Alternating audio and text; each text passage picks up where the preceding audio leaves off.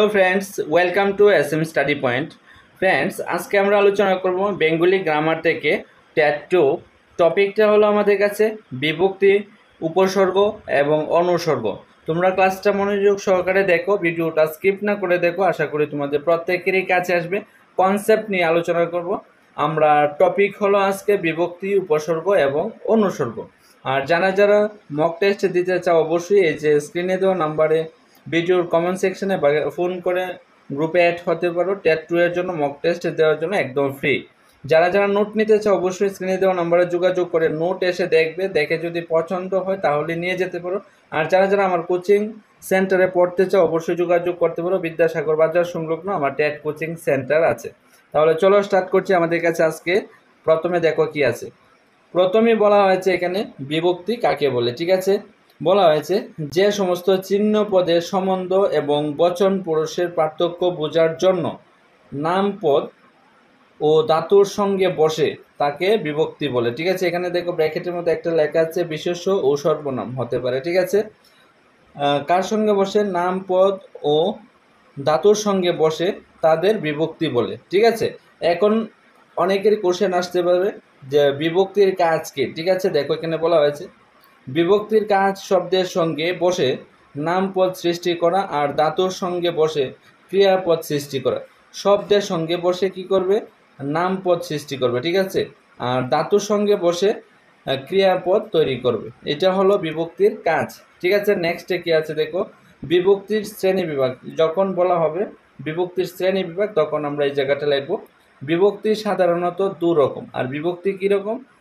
বিভক্তিটা হলো সাধারণত দুই রকম। নাম বিভক্তি বা শব্দ বিভক্তি বলা যায়, আর 2 নাম্বার হলো ক্রিয়া বিভক্তি, যাকে বলা হয় ধাতু বিভক্তি। ঠিক আছে, একদম মনোযোগ সহকারে ক্লাসটা স্কিপ না করে দেখতে থাকো, তোমাদের প্রত্যেকেরই কাজে আসবে। নাম্বার 1-এ কি বলা হয়েছে? নাম বিভক্তি বা শব্দ বিভক্তি। এখন আমরা জানবো নাম বিভক্তি এবং শব্দ বিভক্তি কাকে বলা হয়। যে সমস্ত চিহ্ন শব্দের সঙ্গে বসে, অর্থাৎ বিশেষ্য, সর্বনাম বা বিশেষার্থক বিশেষণ শব্দের প্রযুক্ত হয় তাকে বলে নাম বা শব্দ বিভক্তি। ঠিক আছে, তাকে বলা হয় নাম বা শব্দ বিভক্তি। এখন যেমন একটা উদাহরণ দিয়েছে, ডাক্তারকে ডাকো। ঠিক আছে, এখন ডাক্তারকে ডাকতে বলেছে। ঠিক আছে, এখানে ডাক্তার শব্দের সঙ্গে কে বিভক্তি যুক্ত হয়েছে। দেখো ডাক্তারের সঙ্গে ডাক্তার ক একার যুক্ত হয়েছে, তার মানে এখানে ক একার বিভক্তি যুক্ত হয়েছে। ঠিক আছে, নেক্সটে কি আছে দেখো, নেক্সট 2 নম্বরে এখানে বলা হয়েছে ধাতু বিভক্তি বা ক্রিয়া বিভক্তি। ধাতুর উত্তরকাল ও পুরুষ অনুসারে যে সমস্ত ভিন্ন ভিন্ন বিভক্তি হয় তাদের ধাতু বিভক্তি বা ক্রিয়া বিভক্তি বলে। ঠিক আছে, যেমন এখানে উদাহরণ দিয়েছে, আমি ব্যাকরণ পড়িতেছি। ঠিক আছে, এখানে পর যোগ ইতেছি একসঙ্গে মিলে হয়েছে পড়িতেছি। ঠিক আছে, এখন ক্রিয়াপদটিতে পর পর একটি ধাতু। ঠিক আছে, এটাকে বলা হয়েছে যে ধাতু বিভক্তি। ফ্রেন্ডস, এখন আমরা আলোচনা করব শূন্য বিভক্তির সংজ্ঞা। ঠিক আছে, শূন্য বিভক্তির সংজ্ঞা কি বলা হয়েছে দেখো, যে বিভক্তির অদৃশ্য থেকে শব্দকে পদে পরিণত করে সেই বিভক্তিকে শূন্য বিভক্তি বলে। যেমন পাগল কি না বলে। ঠিক আছে, এই বাক্যে ব্যবহৃত পাগল, পাগল যোগ অ শব্দে অবিভক্তি হয়েছে। ঠিক আছে, অবিভক্তি হয়েছে, যেহেতু অ দৃশ্যমান নয় তাই একে শূন্য বিভক্তি বলা হয়। অর্থাৎ এখানে দেখো পাগল যে শব্দটা লিখেছি, এখানে অটা দৃশ্যমান নয়, মানে দেখতে পাই না আমরা, কিন্তু এখানে কিন্তু অটা আছে, এই জন্য বলা হয়েছে এখানে শূন্য বিভক্তি। ঠিক আছে, নেক্সটে আমাদের কাছে কি আছে, এখন আমরা আলোচনা করব ট্যাট 2 সিলেবাস অনুসারে আমাদের এখানে উপসর্গ আছে। দেখবে এই যে উপসর্গ, উপসর্গ নিয়ে আমরা আলোচনা করব। উপসর্গের মধ্যে বলা হয়েছে উপসর্গের সংজ্ঞা। ঠিক আছে, যে সমস্ত অব্যয় ধাতুর পূর্বে বসে তার অর্থের পুষ্টি নতুনত্ব সাধন করে অথচ স্বয়ং কোনো বিশেষ অর্থ প্রকাশ করে না, সেই সমস্ত শব্দকে উপসর্গ বলে। অর্থাৎ যে শব্দ কিসের ধাতুর পূর্বে বসে পুরা মিনিংটাই চেঞ্জ করে ফেলে তাকে বলা হয়েছে উপসর্গ। যেরকম সে নিজে কোনো অর্থ প্রকাশ করবে না, ঠিক আছে, কিন্তু কোনো ধাতুর পূর্বে বসে পুরা মিনিংটাই পরিবর্তন করে নেবে। আমরা একে একে আসবো, উদাহরণ দেখবে নিচে আলোচনা করা হবে। এখানে বলা হয়েছে উপসর্গ মূলত 3 প্রকার, ঠিক আছে। সংস্কৃত বা তৎসম উপসর্গ, 2 নম্বরে বলা হয়েছে বাংলা বা দেশি উপসর্গ, এবং 3 নম্বরে বলা হয়েছে বিদেশি উপসর্গ, ঠিক আছে। এই জায়গাটা আশা করি তোমরা প্রত্যেকেই বুঝতে পেরেছো। নেক্সটে কি আছে দেখো আমাদের কাছে। নেক্সট এখানে বলা হয়েছে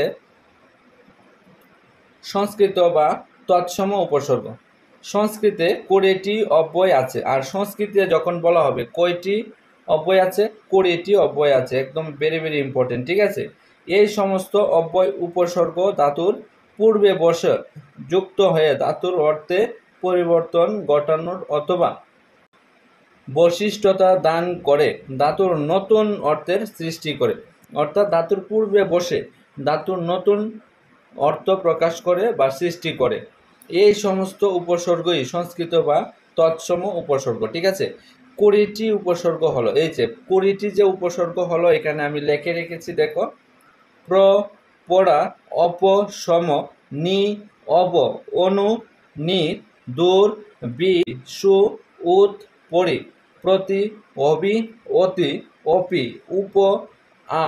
এই যে শব্দগুলি হলো দেখো, এগুলি এখানে 20টা আছে, এই 20টা হলো প্রত্যেকটাই অব্যয়, ঠিক আছে।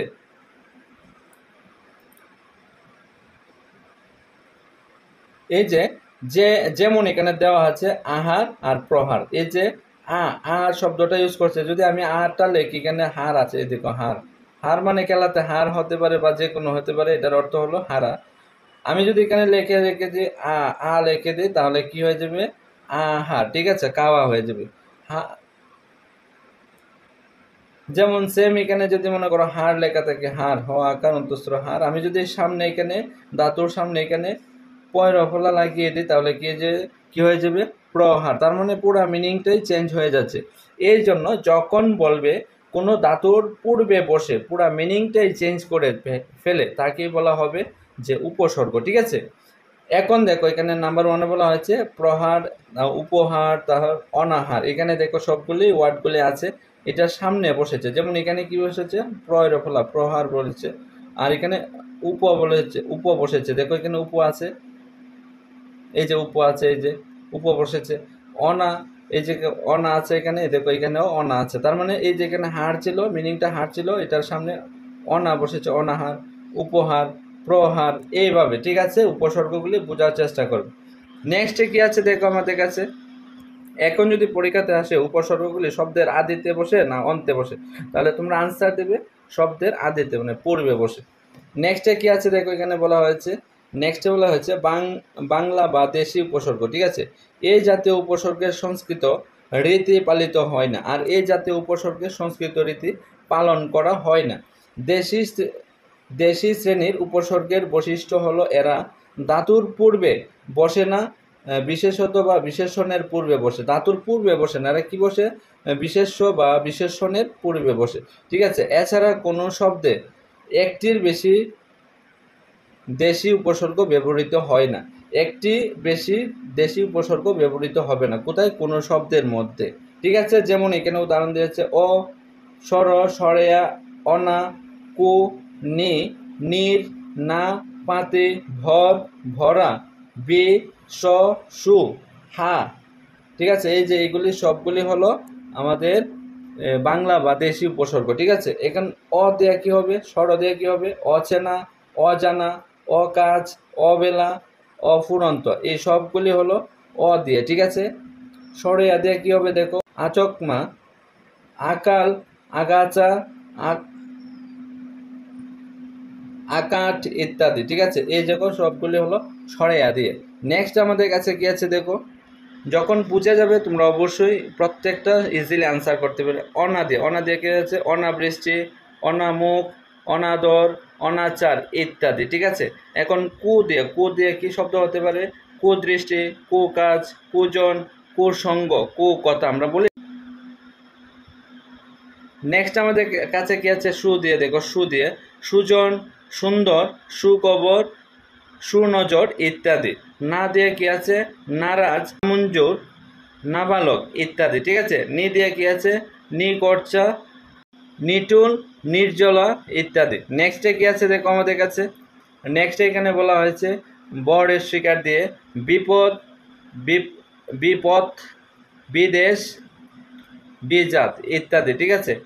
পাতি দিয়ে কি আছে? পাতি লেবু, পাতি হাঁস ইত্যাদি। হাকার দিয়ে কি আছে?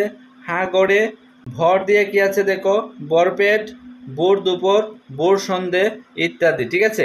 নেক্সট কি আছে আমাদের কাছে দেখো, এখানে বলা হয়েছে বিদেশি উপসর্গ। ঠিক আছে। বিদেশি উপসর্গের মধ্যে কি আছে? বিদেশি উপসর্গগুলি দেশি উপসর্গের ন্যায় বিশেষ্য বা বিশেষণের পূর্বে বসে, ধাতুর পূর্বে বসে না। ঠিক আছে।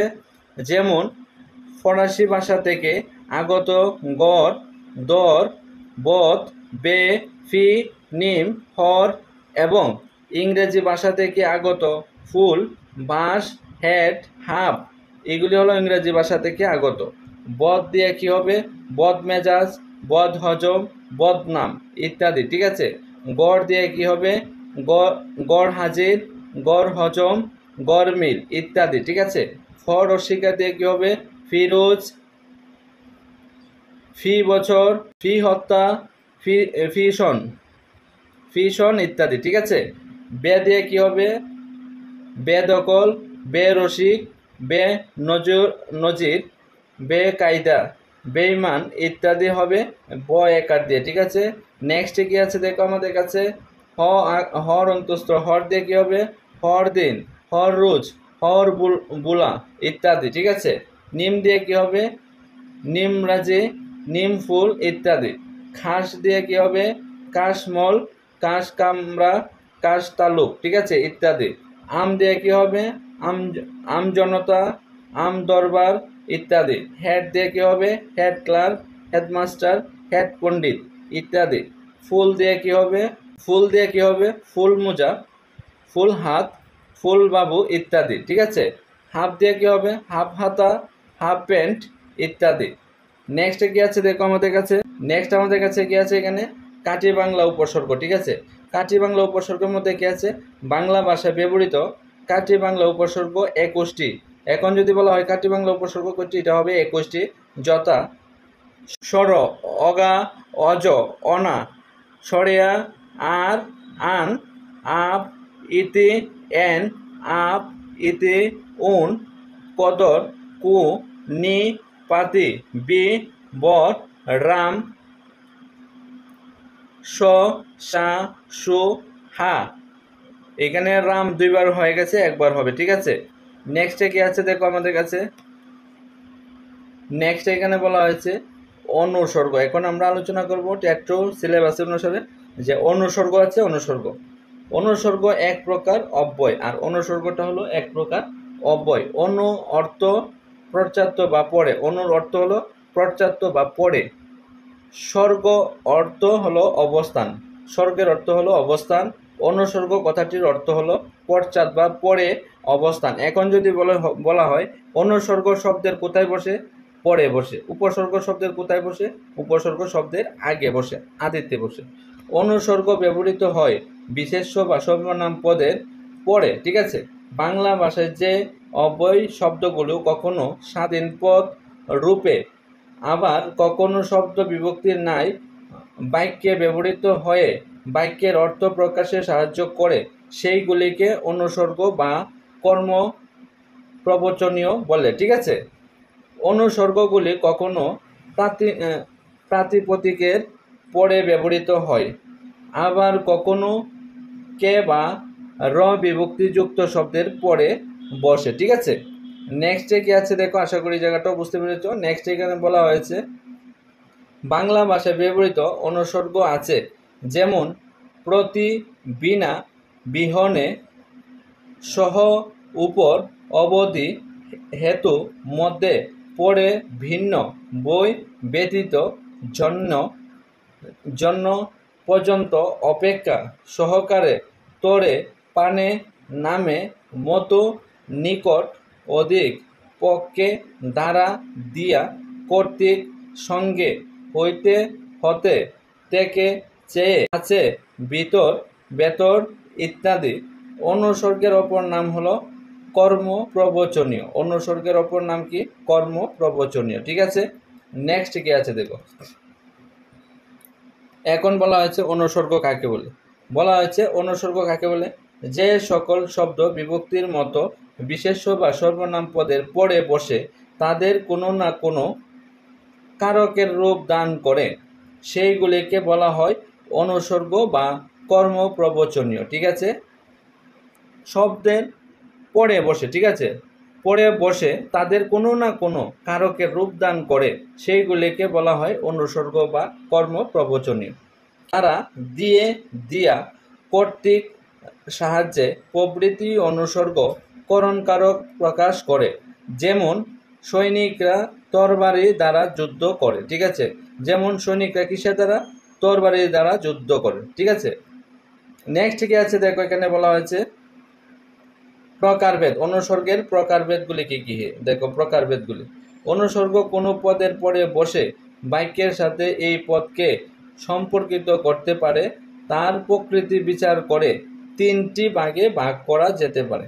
অর্থাৎ অনুসর্গকে তিনটি ভাগে ভাগ করা যেতে পারে। প্রথমে হলো বিশেষ্য অনুসর্গ, দ্বিতীয় হলো সর্বনাম উপসর্গ, তৃতীয় হলো বিশেষণ উপসর্গ। ঠিক আছে, নেক্সট কি আছে দেখো আমাদের কাছে। নেক্সট এখানে বলা হয়েছে বিশেষ্য অনুসর্গের মধ্যে কি আছে? এই জাতীয় বিশেষ্য পদের পরে বসে, আর এই জাতীয় কি করে? এই জাতীয় বিশেষ্য পদের পরে বসে, আর এটা বিশেষ্য পদের পরে বসবে। ঠিক আছে, বিশেষ্য অনুসর্গটা। সর্বনাম উপসর্গ, এই জাতীয় সর্বনাম পদের পরে বসে, আর এটা সর্বনাম পদের পরে বসবে। যেমন আমার চেয়ে সে বড়, আমার চেয়ে সে বড়। ঠিক আছে, এখানে দেখো সর্বনাম কি? কোনো কিছু নাম যখন বোঝাবে তাকে সর্বনাম বলা হবে। ঠিক আছে, তার চেয়ে সে বড় এরকম বলা হয়েছে। ওর কাছে এটি আছে, ওর কাছে এটি আছে। নাম্বার 3 বলা হয়েছে বিশেষণ উপসর্গ, এই জাতীয় বিশেষণ পদের পরে বসে, আর এটা বিশেষণ পদের পরে বসবে। যেমন কি আছে দেখো, মন্দের চেয়ে একটু ভালো। এই দেখো এখানে বিশেষণ কোনটা? মন্দের। এই যে মন্দের চেয়ে জায়গাটা বসেছে, বিশেষণ পদের পরে বসবে। এই দেখো মন্দের চেয়ে, তার মানে এখানে বিশেষণ হলো মন্দের, আর চেয়েটা হলো উপসর্গ। খারাপের চেয়ে খারাপ, এই দেখো খারাপ, এটাও একটা বিশেষণ। দোষগুণ অবস্থান যখন এটাকে বিশেষণ বলা হয়, চেয়ে এটাকে বলা হয়েছে অনুসর্গ। ঠিক আছে, নেক্সট কি আছে দেখো, উৎসের বিচারে অনুসর্গ 3 প্রকার। উৎসের ভিত্তিতে অনুসর্গ 3 প্রকার। 1 সংস্কৃত উপসর্গ, 2 সংস্কৃত বিবর্তিত, 3 বিদেশি অনুসর্গ। অনুসর্গের বৈশিষ্ট্য দেখো, ক নাম্বার কি বলা হয়েছে? অনুসর্গ শব্দের পরে বসে এবং ওই শব্দের সাথে পরবর্তী শব্দের সম্পর্ক নির্ণয় করে। এটা হলো অনুসর্গের একটা বৈশিষ্ট্য। ঠিক আছে, নেক্সট কি আছে দেখো আমাদের কাছে। নেক্সটে বলা হয়েছে অনুসর্গ অপজাতীয় শব্দ এবং এগুলির অর্থ আছে। এগুলি অপজাতীয় শব্দ, আবার এগুলির অর্থ আছে। তারপরে দেখো অনুসর্গ বাক্যে ব্যবহৃত হয়ে বিভক্তির মতো কাজ করে। তারপরে 4 নম্বরে কি আছে? কিছু অনুসর্গ শব্দ বিভক্তির ন্যায় ব্যবহৃত হয়ে কারক বাচকতা প্রকাশ করে। ঠিক আছে, 5 নম্বরে কি আছে? সাধু ও চলিত ভাষারীতির ক্ষেত্রে অনুসর্গের ব্যবহার কোনো এক সময় ভিন্ন রূপ হতে পারে। অনুসর্গের ব্যবহার কোনো এক সময় ভিন্ন রূপ হতে পারে। 4 নম্বর প্রকৃতপক্ষে অনুসর্গ স্বতন্ত্র পদ, আর প্রকৃতপক্ষে অনুসর্গটা কি হবে? স্বতন্ত্র পদ হবে। ঠিক আছে, নেক্সট কি আছে দেখো আমাদের কাছে।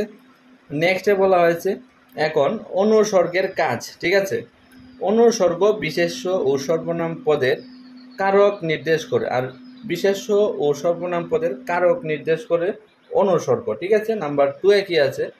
বাক্যে স্থিত বিশেষ্য ও সর্বনাম পদগুলির মধ্যে সমন্বয় রচনা করে, সমন্বয় সাধন বা রচনা করে, একই কথা। ঠিক আছে, সমন্বয় সাধন করে।